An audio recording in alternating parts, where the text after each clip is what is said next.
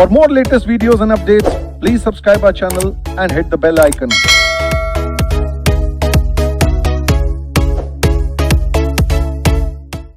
Very good afternoon to all of you. हम लोगों ने setting up business entity industrial and labour law में industrial and labour law वाले portion को पढ़ना शुरू किया था। इसमें हम लोगों ने बात की कि इसमें ढेर सारे एक्ट दिए हुए हैं और हमने सारे एक्ट अच्छी बात है पढ़ ली, अब ये कह सकते हैं, या जिनका नहीं हुआ वो फिर जो है वो राउंड में पढ़ेंगे। इस समय हम इंडस्ट्रियल एंड लेबर लॉ के सबसे छोटे चैप्टर में हैं और सबसे आसान चैप्टर में है, दो वजह से। एक तो ये छोटा है इसलिए आसान, और दूसरा इसमें कुछ है ही नहीं जो हम नया जानेंगे। ये एक्ट आया क्यों, जरा ये सुनते हैं। ये एक्ट कहता है कि इंडस्ट्रियल एंड लेबर लॉ में जितने भी तरह के एस्पेक्ट आपने पढ़े वो सब था कि कैसे इंप्लॉय और इंप्लॉयर के बीच में अच्छे रिलेशन हो, उसको लेकर के कैसे जो है वो इंप्लॉयर जो है वो सही समय पे सही अमाउंट में पैसा किनको दे, इंप्लॉय को दे, और उन्हें सही ह्यूमन कंडीशन में काम करवाए, उनको जो है ग्रेच्युटी, प्रोविडेंट फंड या और जो भी कंप्लायंसेस करना है वो समय पे करे, उनको जो रजिस्टर वगैरह मेंटेन करना है वो मेंटेन करते रहे।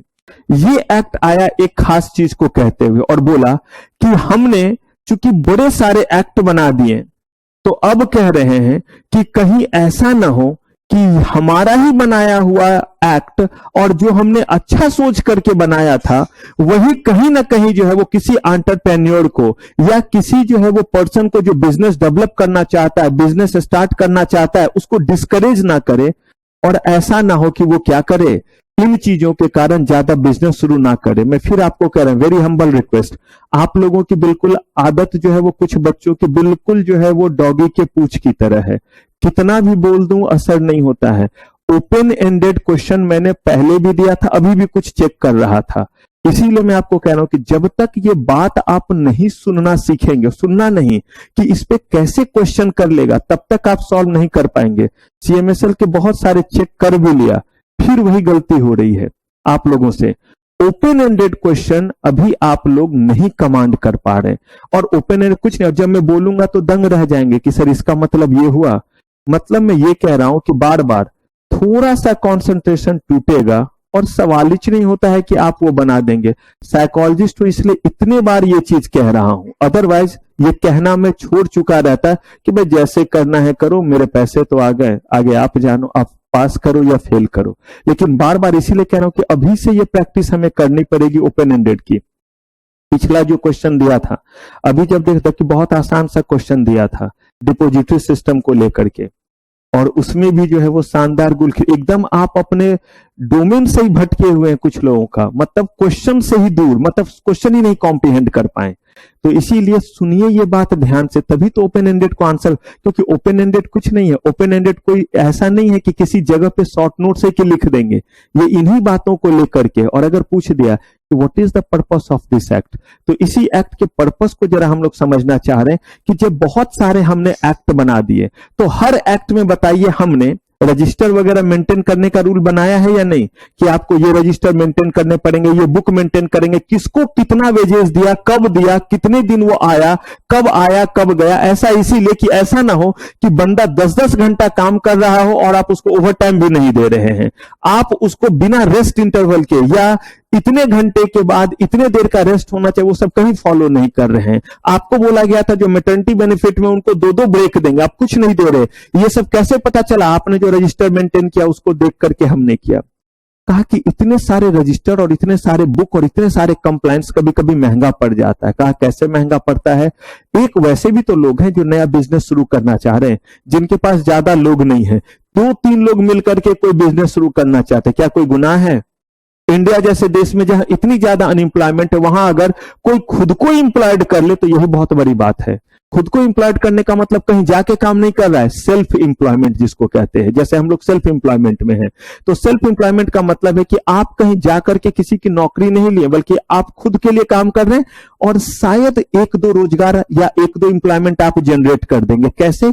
नहीं कुछ तो जो है वो हाउसकीपिंग के लिए स्टाफ को रखेंगे, एक अपने भीतर टाइप करने वाले पर्सन को ही रखेंगे तो कहीं ना कहीं तो आपने इंप्लॉयमेंट जनरेट किया। लेकिन हम अगर आपके ऊपर इतने सारे कंप्लायंसेस का बोझ डाल देंगे, लेबर लॉ में आपने देखा है ना कितने सारे कंप्लायंसेस हैं, कहा तो फिर वो डिस्करेज होंगे या नहीं होंगे? वो बोलेगा इसके लिए तो कंपनी सेक्रेटरी रखना पड़ेगा। मतलब खुद जो है वो जैसे तैसे 20-25 हजार कमा रहा हूं, एक कंपनी सेक्रेटरी को रखूंगा, ₹1,00,000 वो लेगा, तो क्या बिजनेस चला पाएगा? अब ऐसे केस में कहा गया इसका मतलब तो बनाया क्यों इतना एक्ट? इतना एक्ट बना लिया तो इसका मतलब इसको कंप्लाई ही ना कराएं, लोगों को एग्जम्पशन दे दे। कहा नहीं, फिर बैलेंस बनाना पड़ेगा। उन्होंने कहा कि जो छोटी कंपनी है, जो छोटे इस्टेब्लिशमेंट है, और छोटे का मतलब कम लोग काम करते हैं, वो इतना बड़ा नहीं हुआ है कि इतना ज्यादा बर्डन उठा सके कंप्लायंसेस का, इतने सारे रजिस्टर, इतने सारे रिटर्न। तो कहा क्या करें, उनको खुले सांड की तरह छोड़ दें कि जैसे मर्जी हो वैसे आप राज करो? कहा गया नहीं, ये भी सही नहीं है। तब तो अगर कोई बंदा एक ऑफिस खोल करके 2-4 स्टाफ के बीच में, तब तो वो मोनोपोली क्रिएट करेगा और वो तो और ज्यादा कॉन्ट्रावेंशन करेगा। तो इन्होंने कहा कि नहीं, सबसे पहले तो हम डिफाइन करेंगे कि आखिर किस तरह के कितने छोटे इस्टेब्लिशमेंट को हम एग्जम्पशन देंगे और किन-किन एक्ट के तहत कौन सा एग्जम्पशन देंगे। ध्यान से, पहले तो किनको एग्जम्पशन देंगे वो तय करेंगे, कितने छोटे इस्टेब्लिशमेंट को। दूसरा, किस तरह का एग्जम्पशन देंगे, यानी किस एक्ट का एग्जम्पशन देंगे। सारे एक्ट का लेबर लॉ में जितना पढ़ा है, हो सकता है हमने कुछ लॉ पढ़े भी नहीं, क्योंकि लेबर लॉ में तो बहुत सारे एक्ट हैं। तो हमें देखना है कि वो कौन कौन से एक्ट हैं जिनके बारे में इन्होंने बात की और कहा है कि अगर आप छोटे इस्टेब्लिशमेंट या बहुत छोटे इस्टेब्लिशमेंट है, नाम दिया है small establishment, very small establishment, अगर आप ऐसे हैं तो वैसे केस में हम आपको इन तरह के शेड्यूल एक्ट में, शेड्यूल कुछ नहीं होता है, लिस्ट होता है, तो इसी लिस्ट में जो जो एक्ट शामिल है उन सारे एक्ट से आपको क्या देते हैं, एग्जम्पशन का। सारे तो बोला बता देते हैं कि ये वाला एग्जम्पशन देंगे या ये वाला। कहा कि जो एग्जम्पशन देंगे इसका मतलब ये नहीं कि वो करना नहीं है, बल्कि वो हम आपको कुछ और सिंप्लीफाइड तरीके से करने के लिए कहेंगे, क्योंकि आपके लिए उतना बड़ा एनुअल अकाउंट मेंटेन कर पाना, एनुअल रिजल्ट बता पाना मुश्किल होगा जो फॉर्मेट हमने दिया हुआ है।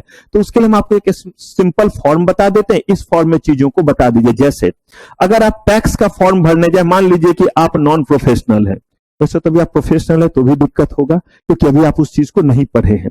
तो अगर मान लीजिए कि कोई नॉन प्रोफेशनल है, उससे अगर पूछा जाए कि बता दो आपने जो है पूरे साल में कितना कमाया, वो लिख दो, और आपने जो है वो कितना कितना कौन कौन सा प्रीमियम लिया ये लिख दो, और कहां कहां आपका कितना खर्च हुआ है। तो ये हमारे और आपके लिए आसान है, कर सकते हैं ऐसा।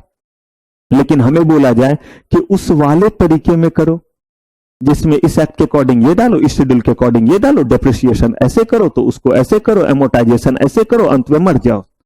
तो बोला कि इतने सारे चीज में हमें दिक्कत, अभी तो प्रोफेशनल के पास जाना पड़ता है भरवाने के लिए ITR वगैरह। तो ऐसे ही यहां पे हम उनको जो एग्जम्पशन दे रहे वो दे रहे हैं कि जो बहुत टेढ़े मेढ़े कंप्लायंसेस जहां पे एक्सपर्ट को बुला करके करना पड़ेगा, वो हमने सरल तरीके से, आसान तरीके से फॉर्म के जरिए फॉर्मेट बना करके दे दिया है, बस इसमें भर करके दे दो। अब मुझे बताइए ये अच्छा किया बुरा किया? कोई भी नॉन कंप्लायंस भी नहीं होगा। और क्यों नहीं नॉन कंप्लायंस होगा? क्योंकि उनके पास एक्सपर्ट नहीं है। तो हमने लिख दिया है कि ये वाला किया है, हाँ ही ना तो करना है उसे, हाँ किया है, और अगर किया है तो कितने पैसे इसमें खर्च किए हैं। आसान हो गया। अगर उसके पास एक्सपर्ट रहेगा तभी तो उसे याद आएगा कि इसमें ये चीज फिल करना है। हमारे पास तो लोग है ही नहीं। तो अब हमने जो ये किया है बस इसीलिए किया है ताकि कंप्लायंस भी हो और छोटे इस्टेब्लिशमेंट जिनके पास एक्सपर्ट लीगल पर्सन नहीं हो उनके ऊपर बर्डन भी ना आए। दोनों चीज, पर्पस समझ में आया एक्ट का? इस एक्ट का पर्पस है कि आपको उन इस्टेब्लिशमेंट के लिए जो क्या है, छोटे इस्टेब्लिशमेंट है या बहुत छोटे इस्टेब्लिशमेंट है, उनको सिंप्लीफाइड तरीके से कंप्लायंस करना पड़े और उनके ऊपर अनरीजनेबली बड़े बड़े फॉर्म में बड़े बड़े तरीके से, जिसके लिए एक्सपर्ट बिठा करके काम करना पड़ेगा, उसकी जरूरत नहीं पड़ेगी, आसान तरीके से कर पाएंगे। क्लियर है ये चीज? इसी के लिए ये एक्ट बना। इसका मतलब हमने अभी तक जिन जिन चीजों को पढ़ा है वो एक्ट का नाम आएगा, उसके अलावा भी कुछ आएगा जो हमारे कोर्स में नहीं था, लेकिन यहां पे वो लिस्ट दिया हुआ है कि उसमें इन्हें क्या दिया हुआ है, सिंप्लीफाइड तरीके से काम करना है। तो यहां जो दिया हुआ है वो है कि ये एक्ट कब जो है वो आया। अब आगे आप जानिए, ये आपको याद रखना है। एक अमेंडमेंट इसमें कब आया है, जो मेजर आया 9 दिसंबर 2014 को। कहीं भी ये क्वेश्चन वैलिड नहीं है एक्सेप्ट किसको छोड़ के, गलती से एमसीक्यू में दे दिया, तो बस एक बात दिमाग में रखिएगा, क्योंकि ये रटने वाले चीज आपके क्रिएटिविटी को बहुत कम कर देते हैं, लेकिन मजबूरी है, ध्यान रखना पड़ेगा। अमेंडमेंट के बाद इन्होंने क्या किया, 7 और लेबर एक्ट को जो है वो इस शेड्यूल में क्या कर लिया, शामिल कर लिया। और जहां पे पहले इस्टेब्लिशमेंट में 19 वर्कर तक का कॉन्सेप्ट था, वहां पे ये कहां तक पहुंच गए, 40 वर्कर। बताऊंगा अभी, यानी पहले 19 वर्कर तक जहां है उन्हीं को एग्जम्पशन था। अब इन्होंने जो कैटेगरी बनाया है उसमें काम करने वालों की संख्या कहां तक है, 40 वर्कर तक भी है। तो आपको जो है वो सिंप्लीफाइड तरीके से जो है वो कंप्लायंस करना होगा और आपको जो है वो रिपोर्ट करना पड़ेगा, रजिस्टर सिंप्लीफाइड तरीके से मेंटेन करना पड़ेगा। अब यहां पे जो है वो एक बात और कह रहे हैं कि जो अमेंडमेंट इन्होंने कहा कि आप किस फॉर्म में रजिस्टर मेंटेन कर सकते हैं, इलेक्ट्रॉनिकली। इसका मतलब बड़ा सिंपल तरीके से हम आपको एक्सेल का फॉर्मेट दे रहे हैं और उसमें सब कुछ लिखा हुआ है कि वर्कर, तो नाम लिख दो इस तरीके से, और यहां पे लिख दीजिए कि वो वर्कर जो है वो किस एज का है, मेल फीमेल, क्या डिटेल है। क्योंकि आप बनाते रजिस्टर में तो शायद आप कुछ भूल जाते। क्यों भूल जाते, क्योंकि आपके पास एक्स्ट्रा कोई लीगल पर्सन नहीं है। आप ही को मैं बोलूं कि अपना थोड़ा डिटेल दीजिए, हो सकता है लिखते लिखते आप शायद डेट ऑफ बर्थ वाला कॉलम छूट जाए। मतलब ऐसा कोई चीज डाला ही नहीं कि आपका, मैंने आपसे आपका डिटेल पूछा, आपने नाम बताया, फादर्स नेम बताया, मदर्स नेम बताया, एड्रेस बताया, क्वालिफिकेशन बताया और डेट ऑफ बर्थ कुछ नहीं लिखा। पॉसिबल? लेकिन सोचिए जरा, अगर मैं लिख करके देता नेम, खाली जगह, father's name, mother's name, address, email address, contact number, self contact number, parents, ऐसे करके देता, डेट ऑफ बर्थ, तो मुझे बताइए कंप्लायंस आपके लिए आसान होता या नहीं? पहले वाले के अकॉर्डिंग भी आप कर सकते हैं अगर आप खुद एक्सपर्ट होते कि भाई जब कोई मेरे बारे में पूछे तो इतनी बात क्या करनी पड़ती है, बतानी पड़ती है। इन्होंने कहा कि इलेक्ट्रॉनिक फॉर्म में भी हम आपको अलाउ करते हैं ताकि आपके ऊपर अनरीजनेबल उतने ज्यादा रजिस्टर मेंटेन करने का खर्चा, क्योंकि रजिस्टर भी तो कॉस्ट में आएगा, लेकिन इलेक्ट्रॉनिकली जो मेंटेन करे वो तो एक्सेल का सीट है, भरते जाइए, आप जैसे अटेंडेंस मेंटेन करते हैं वैसे कीजिए। अब यहां पे जो है वो ऑब्जेक्टिव बिल्कुल साफ है और वो क्या है कि whenever new law enacted, हर लॉ क्या बोलता है, certain register to be maintain by the employer and also furnishing various return, यानी कि रजिस्टर मेंटेन कीजिए और रिटर्न क्या कीजिए, फाइल कीजिए। कहा गया कि enacted exempting from maintaining register and filing return by, सारे इस्टेब्लिशमेंट है या सम इस्टेब्लिशमेंट है, सम इस्टेब्लिशमेंट है। यही हमें देखना रहेगा कि वो बेसिकली जो है वो क्या है, कौन सा, सम इस्टेब्लिशमेंट है। और उस सम इस्टेब्लिशमेंट के लिए बोला कि वहां पे काम करने वाले लोग क्या होंगे, स्मॉल नंबर ऑफ पर्सन होंगे। तो इसका मतलब दो बातें बिल्कुल क्लियर। पहले तो जानिए कि वो कौन सा इस्टेब्लिशमेंट है जहां स्मॉल नंबर, तो स्मॉल नंबर का मतलब कितना, और कौन कौन से एक्ट से क्या करने वाले हैं, हम इनको रिलीफ देने वाले हैं। और अगर रिलीफ देंगे तो उसके बाद वो किस फॉर्मेट में कंप्लायंस करेंगे, किसी न किसी फॉर्म में तो करेंगे, सिंप्लीफाइड फॉर्म में। तो वो सिंप्लीफाइड फॉर्म क्या होगा, तो कह रहे हैं ये एक्ट आपका जो है वो पूरे इंडिया में है और सिर्फ उसी एक्ट्स के लिए है। उन्हीं एक्ट्स से हम आपको क्या करेंगे, रजिस्टर मेंटेन करना, इलेक्ट्रॉनिक फॉर्म में करना या रिटर्न को किसी सिंप्लीफाइड फॉर्म में करना, सिर्फ उन्हीं एक्ट्स के लिए है। जिस एक्ट को कहां मेंटेन किया, मेंशन किया गया है, जिसको मेंशन किया गया है शेड्यूल एक्ट में मेंशन किया गया है। यानी बाकी एक्ट नहीं, बाकी एक्ट के लिए तो आपको वैसा ही ट्रीट किया जाएगा जैसे बाकियों को ट्रीट किया जाता है। लेकिन अगर आप इनमें से किसी भी एक्ट के तहत हैं, यानी इनमें से किसी एक्ट की हम बात करें, तो इसमें हम आपको रिलैक्सेशन देंगे। और कैसे रिलैक्सेशन देंगे वो हम लोग बात करेंगे। तो देखिए इसी शेड्यूल एक्ट में पेमेंट ऑफ वेजेज एक्ट, जिन्होंने सारी क्लास की उन बच्चों से पढ़ा है हमने पेमेंट ऑफ वेजेज एक्ट, तो ये पेमेंट ऑफ वेजेज एक्ट किस चीज को लेकर के था, ये कानून कितना पेमेंट देंगे इस बात को लेकर के, या जितना पेमेंट तय किया है मिनिमम वेजेज एक्ट ने वो समय पे देंगे। हाँ, समय पे देने को लेकर के ये एक्ट है कि भाई जिस एक्ट यानी मिनिमम वेजेज एक्ट कहता है कि कम से कम इतने पैसे मिलना चाहिए, और पेमेंट ऑफ वेजेज एक्ट कहता है जो मिलना चाहिए वो। अब इसके तहत जो है वो जो रिकॉर्ड रिटर्न मेंटेन करना, उसमें इनको रिलैक्सेशन दे। मतलब ये नहीं कि इन्हें मेंटेन नहीं करना है, सिंप्लीफाइड फॉर्म में इनको करना है। और देखेंगे किस फॉर्म में करेंगे। The weekly holiday act, minimum wages act, तो ये हमने देखा है। अब देखिए वीकली हॉलीडे एक्ट आपके लिए है ही नहीं, उसी का एक पॉइंट उठा के दिया गया कि आपको वीकली एक छुट्टी क्या होनी चाहिए, मिलनी चाहिए। फैक्ट्रीज एक्ट में दोनों को मिला करके ले लिया गया। फैक्ट्रीज एक्ट ये पढ़ा था। चलिए प्लांटेशन एंड लेबर एक्ट, ये हमारे कोर्स में नहीं था, हमने नहीं पढ़ा था, ये भी हमारे कोर्स में नहीं था। मोटर ट्रांसपोर्ट वर्कर्स एक्ट, ये नहीं था, लेकिन पेमेंट ऑफ बोनस एक्ट हमारे था। देखिए बीड़ी एंड सिगार वर्कर, देखते हैं हमारे देश में कानून बनाने का, मैंने आपको बोला ना इतने एक्ट बने हुए हैं कि यहां पे छींकने थूकने सबके लिए क्या बना हुआ है। और नहीं भरोसा तो देख लीजिए, हॉलिडे को लेकर के भी एक्ट बना हुआ है। अच्छा, contract labour regulation and abolition act, ये हमने पढ़ा है, मुझे लगता है ये तो लगभग सबने पढ़ा है। कॉन्ट्रैक्ट लेबर के समय सब थे नहीं, शायद कुछ बच्चे नहीं थे। द सेल्स प्रमोशन एम्प्लॉय, ये भी हमने नहीं पढ़ा है, ये हमारे कोर्स में नहीं था। अच्छा, इक्वल रिम्यूनरेशन एक्ट, ये पढ़ा है हमने।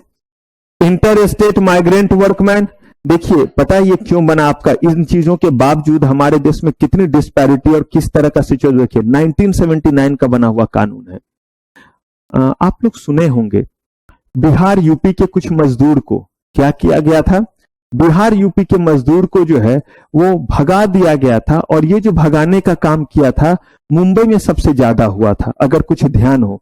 मनसे वगैरह कोई थे क्या, तो उनका नाम भूल रहा हूं, इनके चचेरे भाई वगैरह ही हैं जो उस समय, नहीं बच्चे, सबसे पहले तो वो नेता थे और उन्होंने, मनसे पार्टी का नाम है, और उनके ही जो है वो चेयरपर्सन थे, उन्होंने सबसे ज्यादा इसमें जो है वो ये किया था। उद्धव ठाकरे के भाई का नाम क्या है, चलिए आप लोग को ऐसे भी याद नहीं हो, तो उनके जो है कजन हो गए बेसिकली। तो उन्होंने जो है वो कहा कि सारे जगह से जो है वो बिहार और यूपी के जो भी मजदूर वगैरह उनको क्या करो, भगाओ। अब जरा सोचिए, माइग्रेंट लेबर, यहां से वो क्यों वहां गए, क्योंकि यहां रोजगार नहीं था, इसीलिए वहां गए हुए।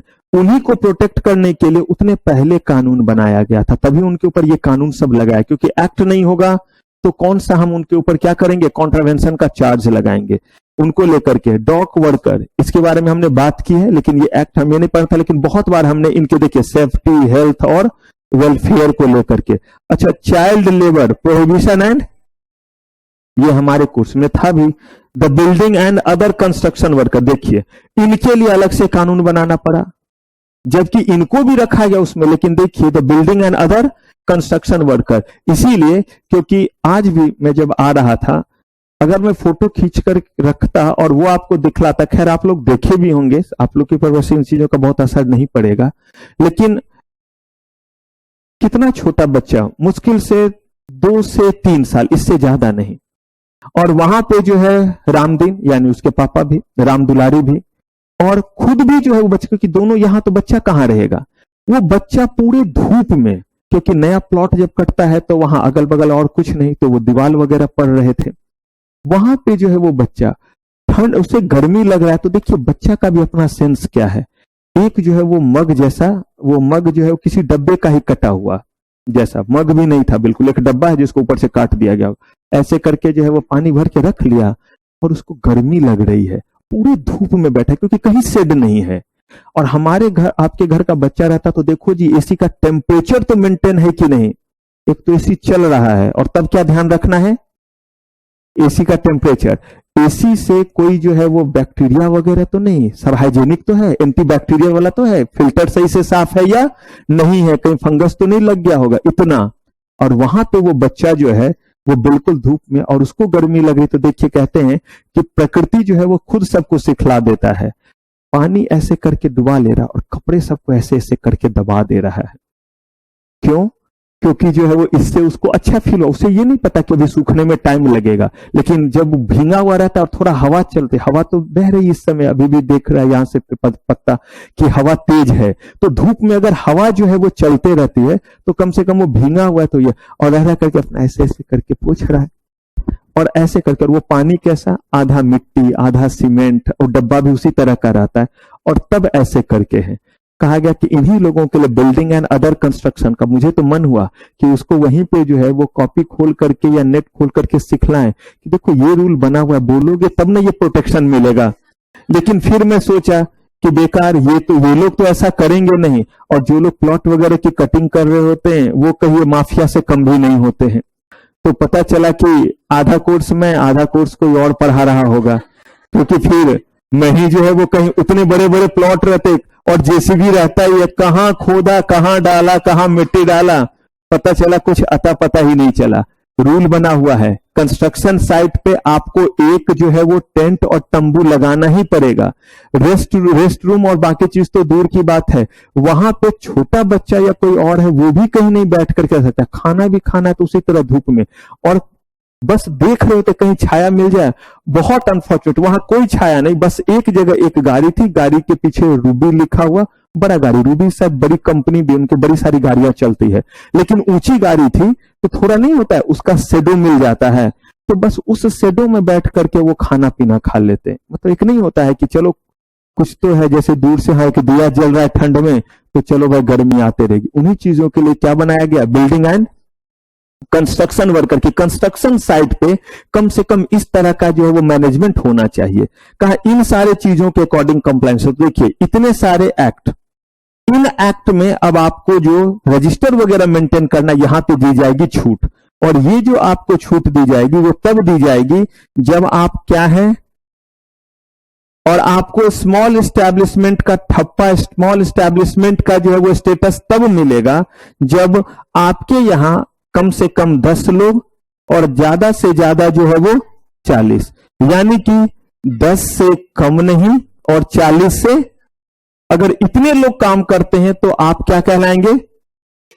और आगे बताऊंगा, अगर आप स्मॉल एस्टैब्लिशमेंट कहलाएंगे तो कैसे, जितने भी एक्ट अभी हमने पढ़ा जिसको हम शेड्यूल एक्ट कहते हैं, उन सब के जो आपको रीगरस रजिस्टर मेंटेन करना है, वैसे नहीं करके बल्कि कैसे कीजिएगा, सिंप्लीफाइड तरीके से जो फॉर्म दिया हुआ है उसमें कीजिएगा। लेकिन किसके लिए, स्मॉल एस्टैब्लिशमेंट।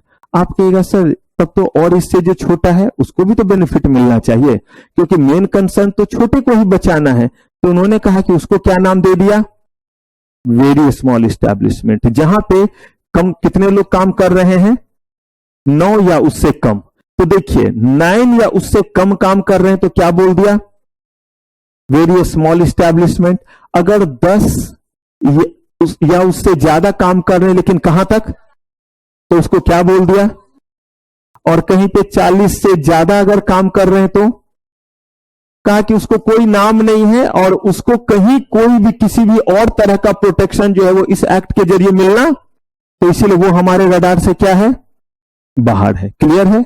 ये एक्ट सिर्फ दो ही लोगों को, दो ही तरह के एस्टैब्लिशमेंट को प्रोटेक्शन देता है, एक जिसका नाम क्या है, वेरी स्मॉल एस्टैब्लिशमेंट, और एक जिसका नाम, तो जहां पे अप टू 9 है वो हो गया वेरी स्मॉल, और जहां पे जो है वो आपका 10 से लेकर कहां तक है वो क्या हो गया, स्मॉल एस्टैब्लिशमेंट। अंतिम 12 महीने में से एक भी दिन, एक भी पल के लिए रेगुलर बेसिस, हर जगह वो रूल रहेगा। किस बेसिस पे, रेगुलर बेसिस पे, कैजुअल बेसिस पे नहीं कि बहुत सामान आ गया तो जल्दी में अभी 20 लोगों को बुला लिया, 2 दिन में काम करके चला गया, कहा गया उनको हम इसमें काउंट नहीं करते। बिल्कुल वैसे ही जैसे बाकी जगहों पे हमने काउंटिंग की है वैसे ही। लेकिन इन लोगों को अगर हम किसी तरह का एग्जम्पशन या किसी तरह का सिंप्लीफिकेशन देंगे रिटर्न फाइल करने में या रजिस्टर फाइल करने में, तो वो सिर्फ और सिर्फ किस एक्ट के तहत जो रजिस्टर वगैरह मेंटेन करना है, इन्हीं शेड्यूल एक्ट में, जो यहां मेंशन है इनके तहत और जो यहां मेंशन है इनके तहत, इसके अलावा किसी और में नहीं। तो ये दोनों बात ध्यान रखिएगा। अगर आप 40 से ज्यादा लोग काम करते हैं तब तो किसी तरह का कोई भी रिलैक्सेशन नहीं है रजिस्टर वगैरह मेंटेन करने का, या क्या फाइल करने का, रिटर्न फाइल करने का। दो चीज, मेंटेन करना और अथॉरिटी को बताना कहलाता है रिटर्न फाइल करना, और रजिस्टर मेंटेन करने का मतलब अपने पास सारे चीजों का ब्यौरा रखना, डिटेल रखना। कहा गया 40 से ज्यादा है कुछ भी नहीं, अगर जो है वो 40 तक में है तो वैसे केस में सारे एक्ट में नहीं, सिर्फ और सिर्फ किस एक्ट में, ये जो शेड्यूल एक्ट है इसके अकॉर्डिंग अगर कहीं रजिस्टर मेंटेन करना होगा या रिटर्न फाइल करना होगा, तो जैसा इस एक्ट में बोला गया वैसा नहीं करके, बल्कि हमने आपके लिए जो सिंप्लीफाइड बनाया है वैसे क्या करेंगे, मेंटेन करेंगे और फुलफिल करेंगे। अब देखिए यहां पे कह रहे यही है कंप्लायंस, कि ये कंप्लायंस आपको फुलफिल करना है, यानी it shall not be necessary for the employer in relation to any, कहां पे, स्मॉल एस्टैब्लिशमेंट और वेरी स्मॉल एस्टैब्लिशमेंट में। कौन सा, यही शेड्यूल एक्ट अप्लाइज करने का, किस चीज के लिए, टू फर्निश रिटर्न और टू मेंटेन व्हाट, रजिस्टर।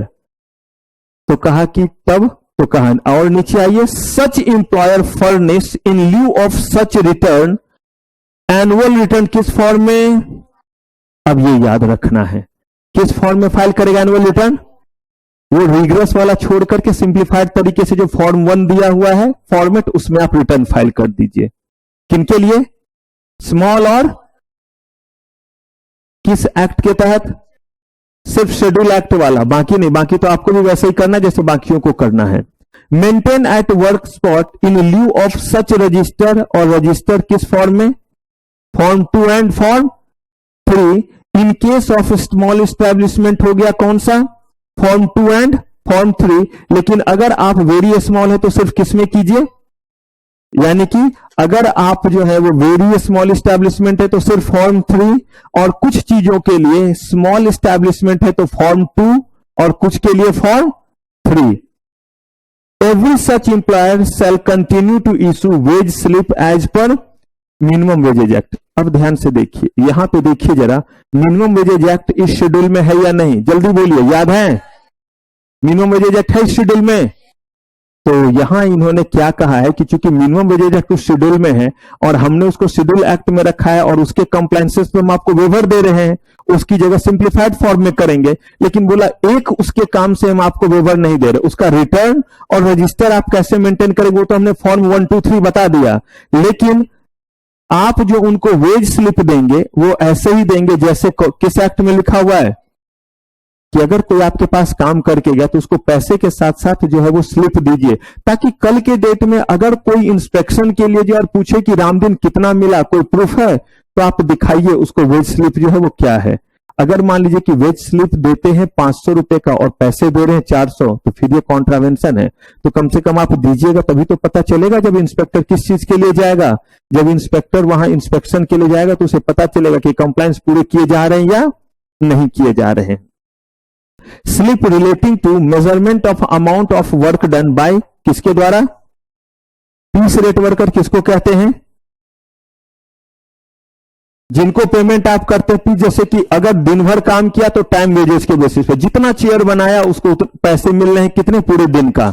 लेकिन अगर हमने पीस रेट वाला रखा है और हमने कहा है कि पर चेयर आपको 100 रुपए मिलते हैं, तो अगर आपने 5 बनाया है तो कितना मिलेगा? 500।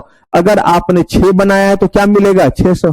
कम बनाया है तो कम, ज्यादा बनाया है तो ज्यादा। लेकिन कह रहे हैं required to be issued as per what? Payment of, यानी कि कैसे उसका कैलकुलेशन करेंगे, ये किस अकॉर्डिंग करेंगे? पेमेंट ऑफ वेजेज एक्ट के अकॉर्डिंग। जल्दी मुझे बताइए, पेमेंट ऑफ वेजेज एक्ट के अकॉर्डिंग क्या हमने यहां पे जो है वो एस्पेक्ट पढ़ा था?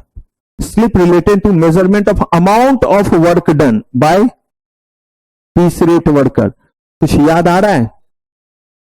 Payment of wages act, minimum wages act, दोनों में प्रोविजन था। क्या था?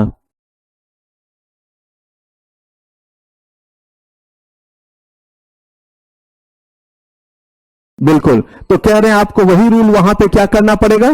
फॉलो करना पड़ेगा। जैसे रामदीन कहीं काम कर रहा है, मिनिमम वेजेज एक्ट के अकॉर्डिंग रामदीन जिस तरह के फैक्ट्री में काम कर रहा है वहां पे एक दिन का मिलना चाहिए, मान लीजिए 500 रुपया। कितना मिलना चाहिए? 500 रुपया। एकदम ध्यान से सुनिएगा, एक दिन का कितना मिलना चाहिए? 500। अब उसको हमने रखा पीस रेट पे और उसको बोला कि पर चेयर देंगे 100 रुपया। उसने दिन भर में बनाया 7 चेयर। कितने बनाए? 7। अब बताइए उसका कितना पैसा बना? और मिनिमम वेजेस कितना बोलता है? कितना देंगे? 700। दिन भर में उसने बनाया 4 चेयर, मिनिमम वेजेस कहता है 500। अब कितना देंगे? उसको 500 देंगे। कहा वो कंडीशन रहेगा। File return related to what? Accident under factories act and plantation labour act. कहीं भी कोई एक्सीडेंट या कोई चीज हुआ तो इसका रिटर्न आपको क्या करना पड़ेगा? हमने आपको एग्जम्पशन दिया है, सिंप्लीफाइड करने के लिए दिया है, लेकिन इन चीजों का एग्जम्पशन नहीं है, तो आपको ये रिटर्न क्या करना पड़ेगा? फाइल करना पड़ेगा। और बाकी रिटर्न जो है वो एनुअल रिटर्न आपको बता दिया, रजिस्टर मेंटेन करना बता दिया, किस फॉर्म में करेंगे? फॉर्म 1, 2, 3, यही 3 फॉर्म का इस्तेमाल होता है। फर्निशिंग और maintaining of return and register किस फॉर्म में? आप चाहे तो इलेक्ट्रॉनिक फॉर्म में उसको मेंटेन कर सकते हैं, अलाउड है। तो एक बार जरा यहां बैक करके देखिए, अगर मान लीजिए कि कहीं भी एनुअल रिटर्न फाइल करना है स्मॉल और वेरी स्मॉल जो है वो एस्टैब्लिशमेंट को, तो किस फॉर्म में करेगा? अच्छा, अगर वो वेरी स्मॉल इस्टेब्लिशमेंट है तो ऐसे केस में जो कह रहे हैं कि वर्क प्लेस पे जो वो रजिस्टर जो है वो मेंटेन करेगा, वो किस फॉर्म में करेगा? Form very small, form 3। अगर जो है वो स्मॉल है तो फॉर्म 2 और फॉर्म 3 दोनों। इसका मतलब फॉर्म 1 में क्या जाता है? Annual return. किसका? किस एक्ट के तहत वाला रिटर्न? शेड्यूल एक्ट वाला। ठीक है, वर्क प्लेस पे जो जो रजिस्टर मेंटेन करने हैं इन सारे के सारे एक्ट के अकॉर्डिंग लिखा हुआ है कि वर्क प्लेस पे क्या क्या रजिस्टर मेंटेन होगा, इन सारे एक्ट के अकॉर्डिंग। अगर वेरी स्मॉल है तो किस फॉर्म में करें, और अगर स्मॉल है तो 2 और 3। क्लियर है? वेज स्लिप देना पड़ेगा या नहीं, या उससे भी वेवर दे दिया है? ठीक है, अगर कहीं कोई एक्सीडेंट मिस हैपनिंग होता है तो इसका अकाउंट और इसका रिकॉर्ड रखे, या उससे भी वेवर दे दिया है?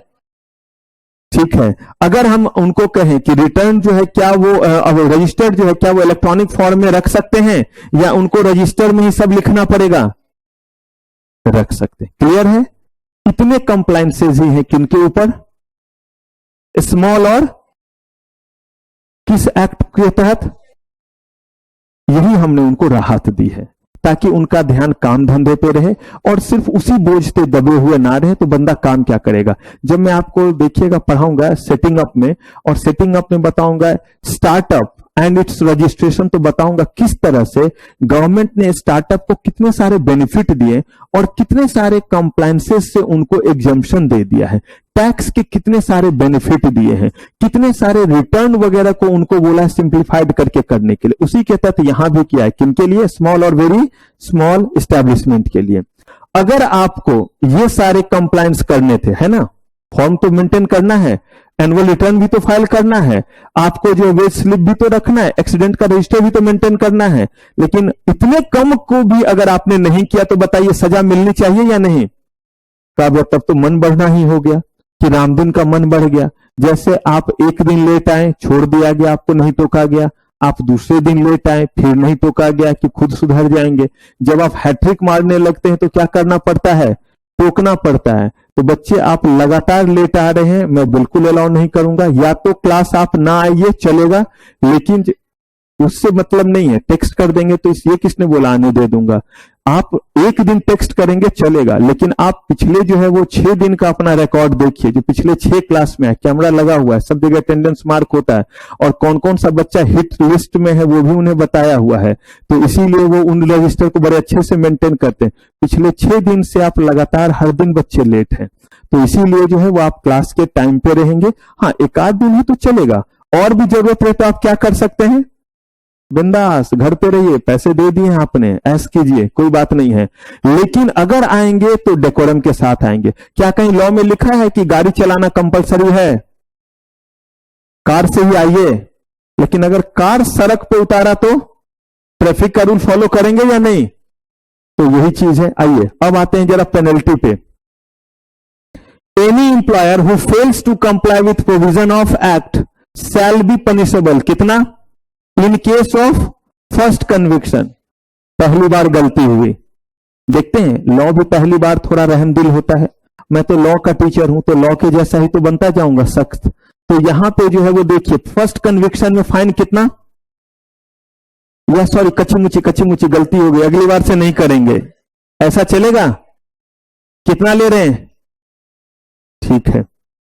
अगर दोबारा यही हुआ तो दोबारा या तीसरी बार, यही है सब्सिक्वेंट का मतलब क्या हुआ, दूसरी तीसरी किसी भी बार, तो देखिए क्या दिया हुआ है, इंप्रीजमेंट, वो भी मिनिमम कितना, 1 महीने का, और मैक्सिमम कितना। और देखिए पहले फाइन जो था वो मैक्सिमम था 5,000 था ना, मैक्सिमम 5,000 का मतलब 100 रुपया भी तो हो सकता है। लेकिन अब अगर जुर्म साबित हो गया तो कह रहे हैं कि कम से कम कितना लगेगा और ज्यादा से ज्यादा। इसका मतलब क्या एक्ट ने कहना चाहा, यह आपने देखा। एक तरफ अगर हम आपको फैसिलिटी देते हैं तो सर पे ना बैठ जाओ, जो मैं आपको हमेशा कहता हूं। मैं आपको फैसिलिटी दे रहा हूं, मैं कॉपी चेक कर रहा हूं, सब कुछ कर रहा हूं, लेकिन आपके तरफ से एफर्ट लगना चाहिए या नहीं। यही लॉ ने बोला है कि हमने ये सोच करके आपको जो है वो क्या किया, सहूलियत दी या नहीं दी। हमने आपको बोला उतना बड़ा कंप्लायंस मत करो, 4 कंप्लायंस बोला, इसमें भी जो है वो आप कर रहे हैं गड़बड़, तो फिर तो आपको क्या मिलना चाहिए? सजा मिलनी ही चाहिए। आपको इलेक्ट्रॉनिक फॉर्म में करने को कहा, आपको फॉर्मेट बना करके फॉर्म 1 दिया, फॉर्म 2 दिया, फॉर्म 3 दिया, तब भी अब आपको दिक्कत है, तो फिर आ जाओ, फिर आपके लिए क्या बनाया हुआ है। अच्छा मुझे एक चीज बताइए, अगर कोई स्मॉल इस्टेब्लिशमेंट या वेरी स्मॉल इस्टेब्लिशमेंट वही सारे कंप्लायंस कर लेता है जो नॉर्मल कर रहे हैं, तो क्या वो कॉन्ट्रावेंशन माना जाएगा?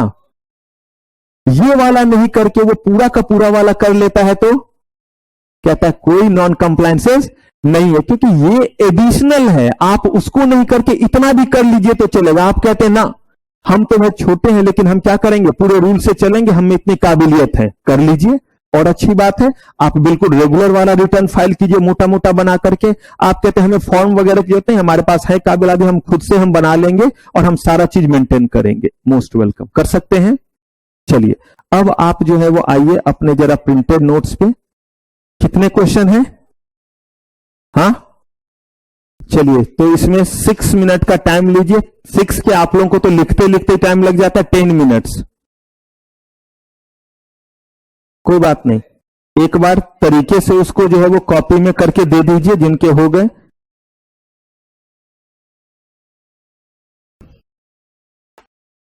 क्वेश्चन कम है इसीलिए रैंडम ही पूछते हैं। चलिए क्वेश्चन नंबर 1, रिया, पहले का डी सही है। आइए क्वेश्चन नंबर 2, प्रेरणा, ए, चलिए करेक्ट आंसर है। क्वेश्चन नंबर 3, रोहित, जिनका जिनका कहना 3 का ए है हाथ उठाइए।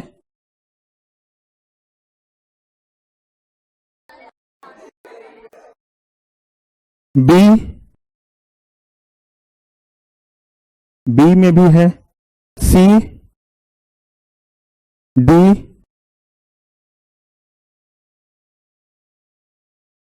small establishment were required to furnish return and maintain register in the form set out in dash to the act। अच्छा ये क्या सोच के बोला? हाँ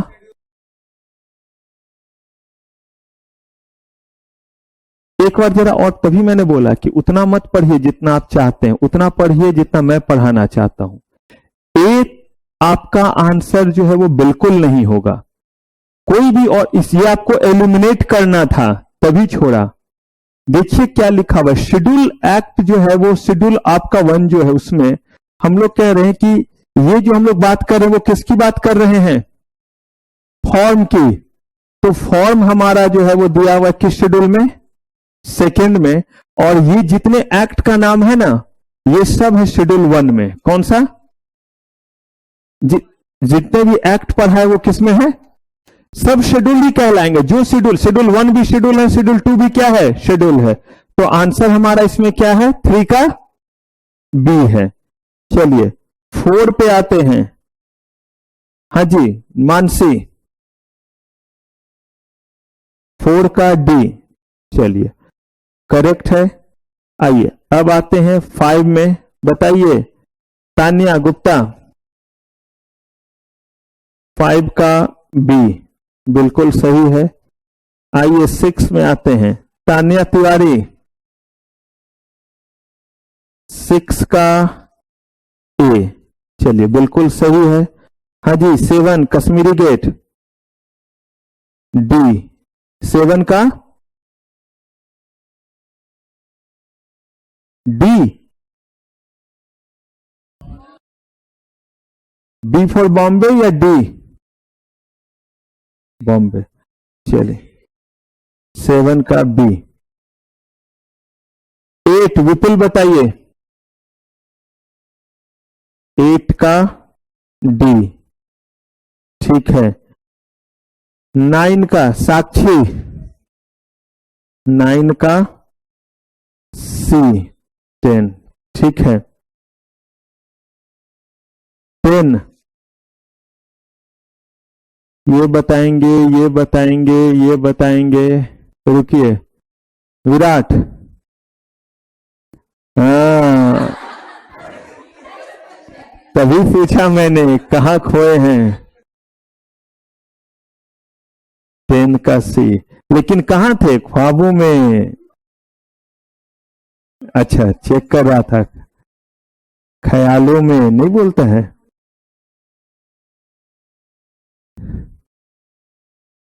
इलेवन बताइए, आप ही बताइए आंचल। 10 का 10, सॉरी 11 ना, 10 तो हो गया है ना। 11 का सी, ठीक है, करेक्ट। अब अच्छी बात यह है कि आपका जो बहुत बड़ा वाला जर्नी था वो जो है वो फाइनली क्या हुआ, जिसका नाम था इंडस्ट्रियल एंड, कितने मार्क्स का इसका वेटेज था? 40। लेकिन जो इसका सेटिंग अप वाला पोर्शन है यानी कि पार्ट ए, ये अभी हमने नहीं पढ़ा है, लेकिन इसमें जो है वो पार्ट ए वाले में ध्यान से सुनिएगा, बहुत सारे एस्पेक्ट ऐसे होंगे जो कंपनी लॉ का थोड़ा सा एस्पेक्ट इसमें आएगा। किसमें? सेटिंग अप वाले में। लेकिन हमारा जुरिडिक्शन वो पोर्शन नहीं रहेगा जो कंपनी लॉ का है, बल्कि वो जहां खत्म होता है उसके बाद जहां स्ट्रैटेजी की बात क्या होती है, शुरू होती है। तो ये जो, एकदम रुक जाइए, 2 मिनट सुन लीजिए। ये जो हमारा स्ट्रैटेजी वाला पोर्शन है सेटिंग अप में, कि आप सुनते होंगे छोटा कंपनी यानी स्टार्टअप वगैरह बनता है, और स्टार्टअप वगैरह को पैसे की रिक्वायरमेंट, बिजनेस शुरू करना है, किस फॉर्म में करे, सिर्फ यही नहीं, उस फॉर्म में क्यों करें, और किस फॉर्म में गवर्नमेंट से किस किस तरह का बेनिफिट मिलेगा। क्या सिर्फ कंपनी लॉ, सिक्योरिटीज लॉ यही कंप्लायंसेस हैं, या इसके अलावा भी कंपनी को और भी कंप्लायंसेस करने पड़ते हैं? अगर कोई कंपनी फॉर्म होगा तो किस किस तरह का डॉक्यूमेंट वगैरह जो है वो लेगा, पैन टैन, बहुत सारी चीज रहेगा। तो ये वाला पोर्शन अभी हमारा बचा है, जिसपे हमला करेंगे हम लोग नेक्स्ट एपिसोड में। तो फिलहाल आप लोग जो है वो एक जगह कॉपी को क्या कीजिए, कलेक्ट कीजिए, उसके मार्क्स को जो है वो कर लिया, टोटल करके दे दिया है। तो चलिए फिलहाल आज की सेटिंग अप की सेवा समाप्त। थैंक यू वेरी मच, आपका बहुत बहुत धन्यवाद।